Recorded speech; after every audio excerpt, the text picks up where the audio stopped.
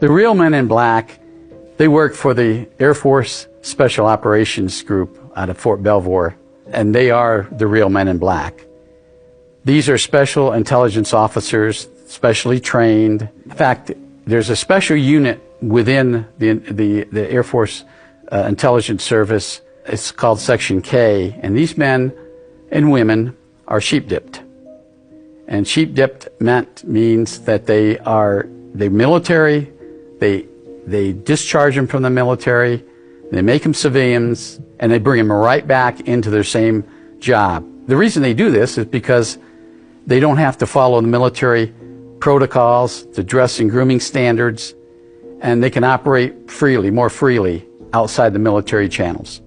Tell us a little about their history and how they first appeared.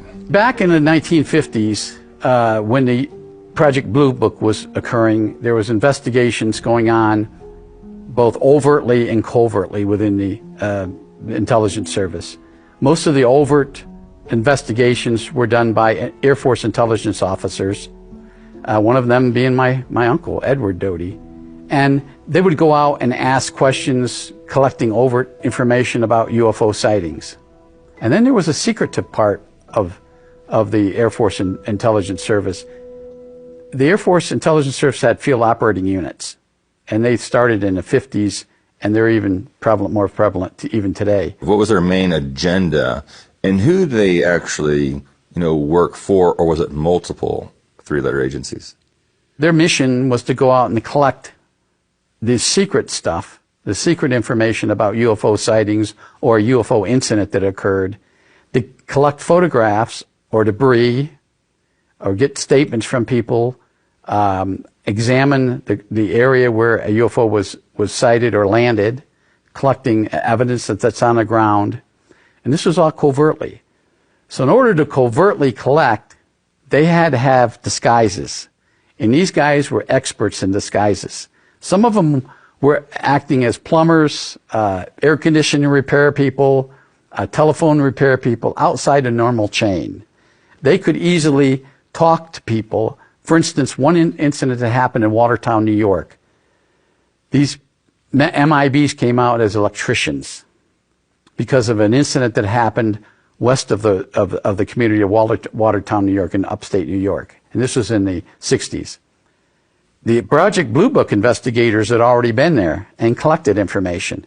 But the two people that actually saw this UFO and took pictures, they wouldn't share anything with the Air Force investigators. So the Air Force sent in these two men who were posing as electricians, but they were the men in black. And although they weren't dressed in black, they were acting as this covert operating team. And they were able to talk to these people in a normal, everyday contact and ask them, hey, did you see something last week? Was there some kind of a UFO incident? Well, these people opened up to these two. And they obtained the photographs that the Air Force wanted. At what point in a mission do they actually show up? They come later. They come after the initial investigative team arrives. Either Project Blue Book investigators, or after that, the investigators that arrived on scene to collect the evidence or interview the witnesses to this.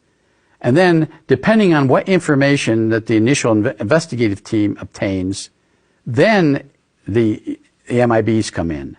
Now, the story is that the MIBs are always there at every scene or every incident, and that's not true. These guys come in on legitimate sightings. They come in and get the real important stuff that the initial investigative team didn't get.